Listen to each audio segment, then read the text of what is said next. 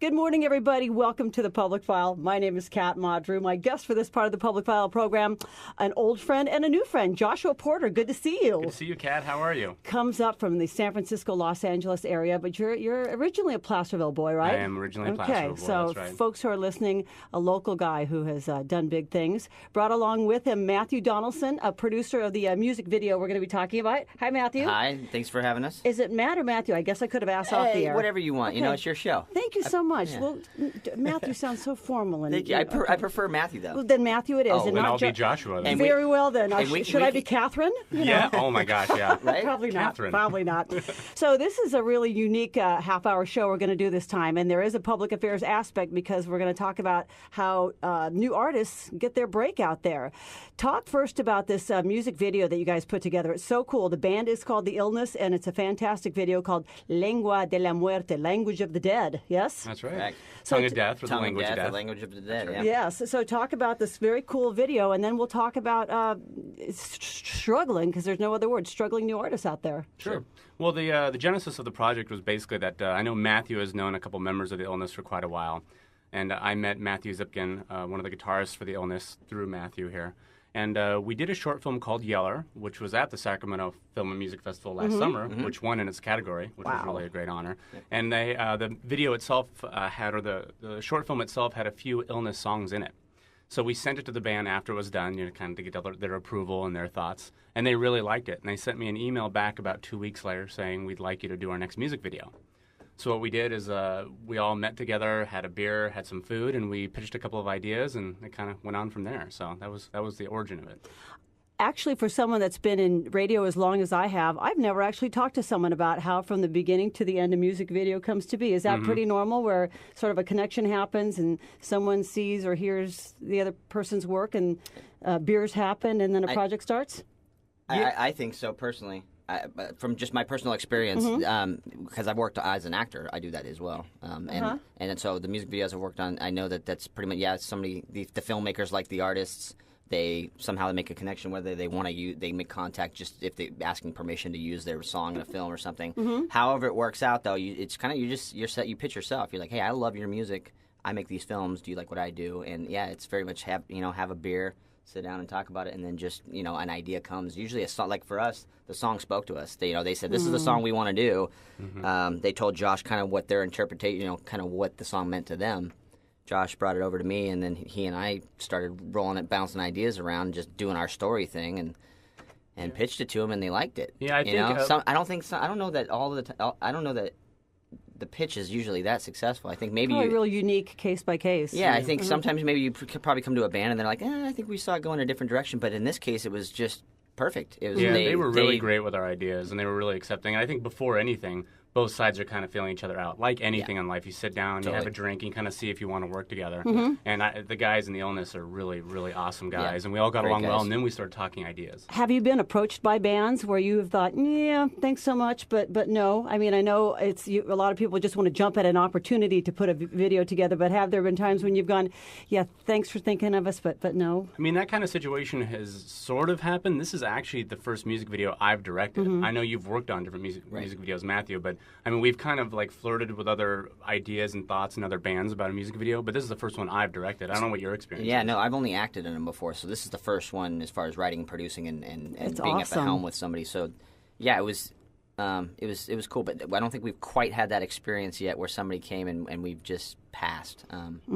There's have been some other people that we were in talks with, and then just different things happened. We ended up on a different project, and they went on tour, so we ended up not doing a video with them. But and we have another one. We have another one coming up. Oh, cool! Which we can't officially talk too much about, but it's a bigger band, and we would love to say. Oh, thanks. But it's we just went and saw them play live yesterday.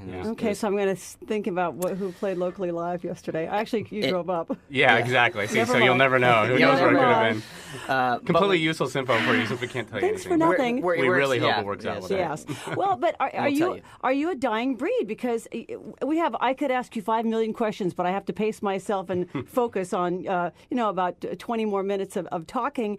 Are music videos a dying breed? We talked about this off the air, and where do you start? We were talking about how MTV music television. I remember watching... Ironic name. Yeah, go figure. And it's so not anymore. I remember seeing my first music video. It was Thriller down in San Diego when my brother was going to college. It was a long, long time ago. And how it used to be video, back to video, back to video. Right. Now what? Now what is it? Tell me, boys, because I know this. You have strong feelings. I don't think music videos are dead, actually. I don't know. We've talked a little bit about it. I know, Kat, you and I spoke about it off there. I actually think music videos are bigger than ever. The problem is it's not really focused.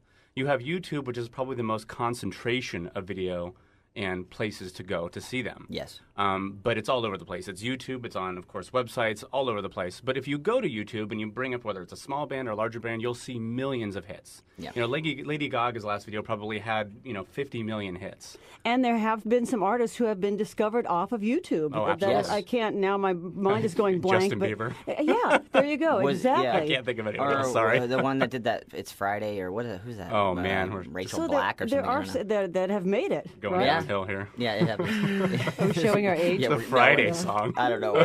Yeah, I don't even know it. Rebecca Black. Well, so where do new artists show their stuff? YouTube is kind of a little bit of everything, but you mentioned something that maybe I'm too old for, or maybe it's still too new. Cult TV. Yeah. Cult TV is it's new music television, but the internet has the direction television's gone with reality TV. You know, MTV. Yeah. It started with real world. Really, reality TV. You know, you could. I mean, there's an argument that could be made for Cops. That's reality TV. But really, I mean, real world. You know, reality Real TV world, as we know it. You know, and the Osbournes. Yeah, and this kind of narcissistic television where people, Right. it's really just all about look at me and look at my life, and I live in a multicolored So interesting.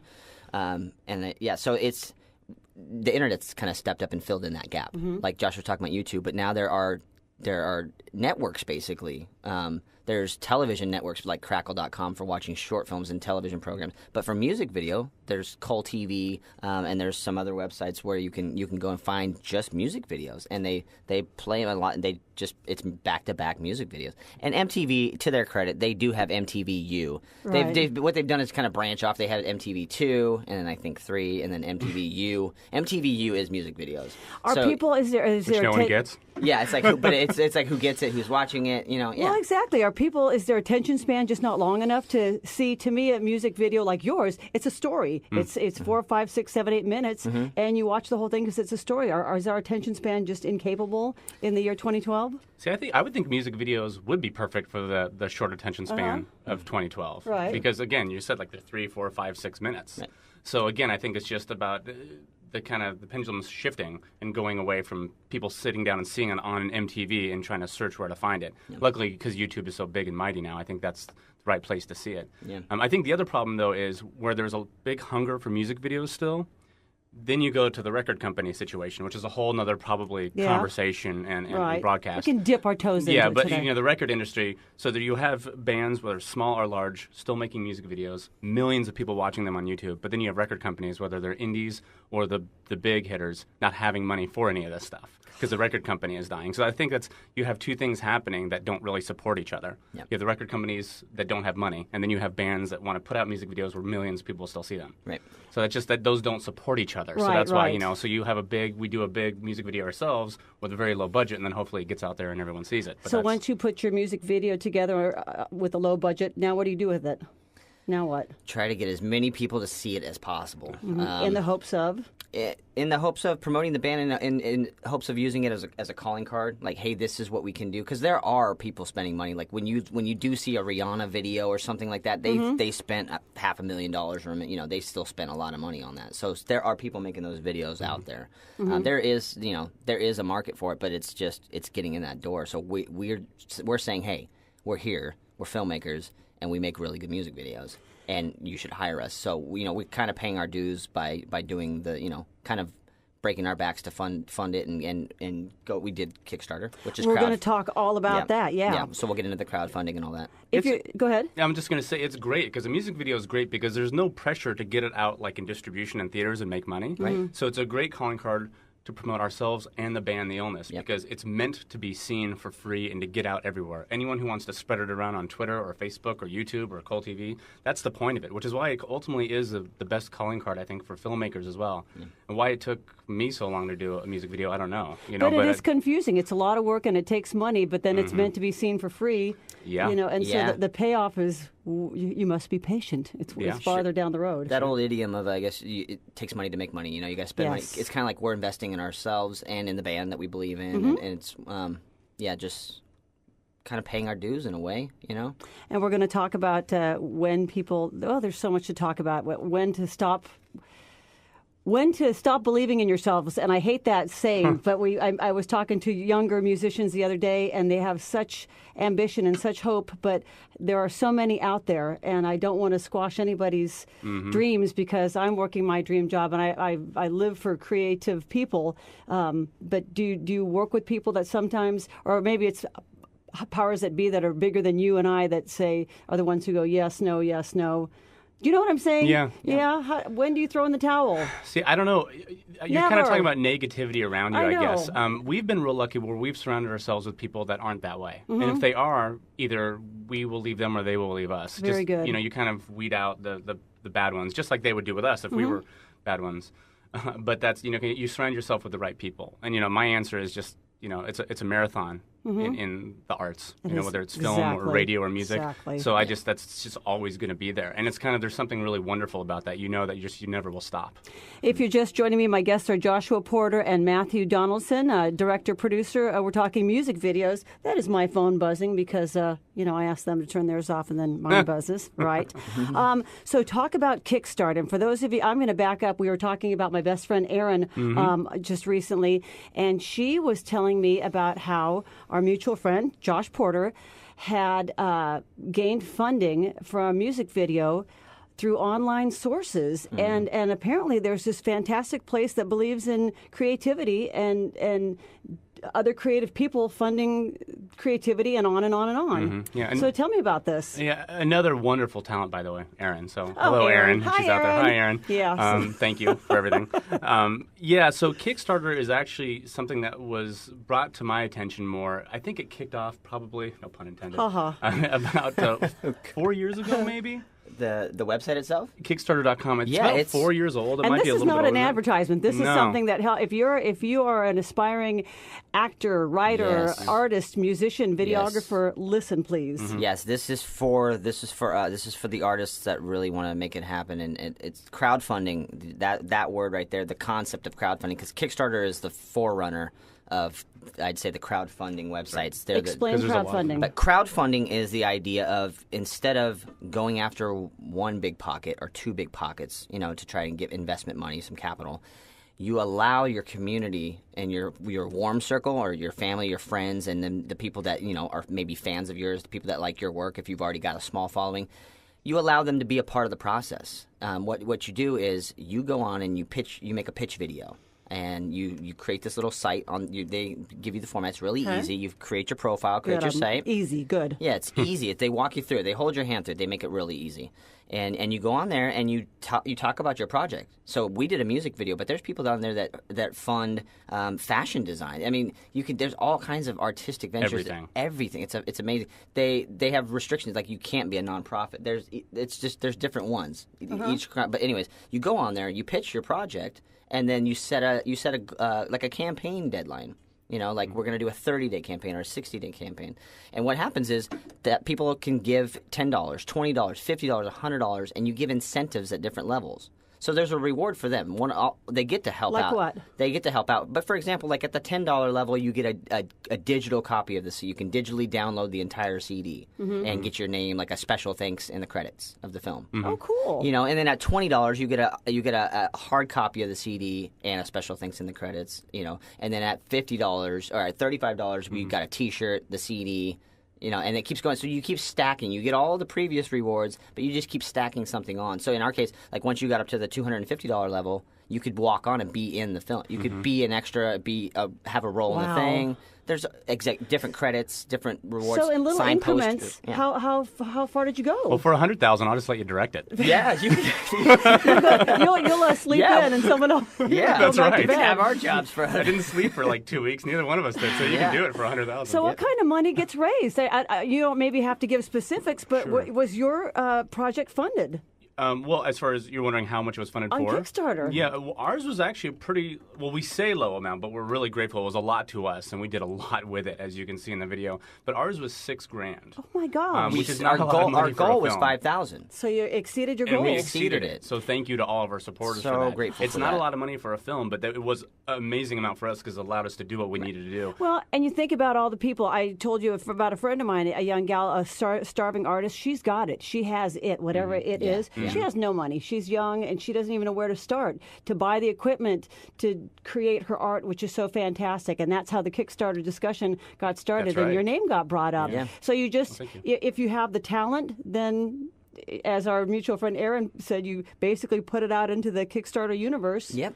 And, That's right. Yep. And it works. And then you're just unrelenting with how much you blast it out there. And, as far as it takes crowdfunding- work, yes. It does and take work. And it is still a relatively newer thing. A mutual friend of ours, Ross Pruden, who is a huge friend on this project, because he's really become an expert in crowdfunding. Yes. And I can't wait to talk to him again about it. Crowdfunding, But yeah. he's He's a great consultant on this, had a lot of insights and a lot of helpful information. He's a heck of a filmmaker himself, and he's really become an expert in crowdfunding. And he was the first one that actually brought it to me. We did a multimedia version of Dracula up to Hill a couple years ago. cool. I directed the I film remember side. hearing about yeah, that. you remember Yes, that? Yeah, yes. and up in Imagination Theater in Placerville. But it was really successful, and we actually toyed with the crowdfunding aspect then. But I just didn't know enough about it, and I was really nervous to do that. So this was the perfect opportunity for that. So this is no money put in. When you're a starting artist investing, it's hard to invest when you don't have money to invest. That's right. Right? Yeah, So this is fantastic. You said there are several crowdfunding websites. Are some more and less reputable, or is that something that people have to look at on a case-by-case basis? Kickstarter.com is really the big one. Kickstarter's the big one, but there's different. Like Kickstarter has, like I said, it can't be for nonprofit. It has to be for an artist. There's limits, and Kickstarter is You have to get all the money. It's all or nothing. If you Oh. reach You your have to raise the your $6,000. goal, then you get all the money. If you don't reach your goal, you don't get any of it, and the money goes back to the people. And then you're that gave it. humiliated. But then then you're humiliated, and you cry yourself to sleep, and that's when And you start again. that's when you give up on your dreams. There you go. Circling So back to my... if your So Kickstarter, now if your this is over. If your Kickstarter campaign fails, kids, that's when you start looking into community college and things. No. So let's go back to this with all these artists out there, and there's a lot of people who think they have it, and maybe they do, and maybe they don't. Sure. How do you get yourself? You know what? That's a text. How do you get? Yeah, it never ends. What does it say? Let's look. Well, it's, How do you stand out from your standpoint and from your experience? How do you get a videographer or photographer or a band to stand out? What do you do to stand out in the crowd? that is The $1 million question. That is the That's- million dollar that's the question. million-dollar question. Because ultimately, I mean, this is kind of talking about the end of the process. Right. You really never know what's going to work or not. So, we were really confident in the product, and people seemed to react really well to it. But you never really know how it's going to go over with a big group of people. And you can never, networking is so important, right? Of course. It's so much who you know and who you can Yes. get your stuff in front of and who you can it's talk 90% of it easily, I think. Yeah, It's but just- again, back to the calling card thing. The thing about this is we've had a couple of very, very important meetings in our career's life just the last few weeks because of the video. Yep. And the thing about the video, it's easy. Here's a music video. This is really all you have to watch from us Yeah, because it it's shows off awesome. everything Yep. we've learned the last few years. So like we a could show fancy 'em- business card. Yeah, we could show them some Dracula footage, which I'm very proud of. We could show them Yeller. We could show them a bunch of stuff we've all done together. But really, this is the newest thing, and it's the thing we're most proud of. So here's our calling card. Here's our business card with the music video. I think timing's key. You mentioned networking. That's huge. Networking is nonstop. You're always networking. You have to be doing that with whatever type of artist you are. You need to be building that support network because it's really collaboration. I believe strongly in collaboration. Like we could not have done this without all the hands and minds and hearts that were involved. man, so these we're so people were grateful for our fantastic cast to and our deal with crew this. and our backers. We consider our Kickstarter backers part of this. Very it's good, part of our yep. family, but it's collaborative. But timing was key. With, for example, Josh was mentioning some of the other projects we've done. We built a little bit of a reputation, small, just the people that do know us. But we felt confident enough that there was people that believed in our work, that liked our work. We've won awards, and so far everything we've done together, Fantastic. we've been winning awards. So we figure, okay, that's at least an indication. At least somebody else is patting our back, not ourselves. So we're thinking, okay, we can raise $5,000. we can raise at least $5,000 with the people that support us, from LA to the foothills. We should be able to raise that money in a 30-day period. We were pretty confident. So I think timing was key with that, was kind of knowing when to strike, knowing when the iron's hot, like knowing when you're kind of in a good place to ask for money. When it feels right, yeah. Well, in this economy, it's tricky asking for people for money. Even even $20, it's, like...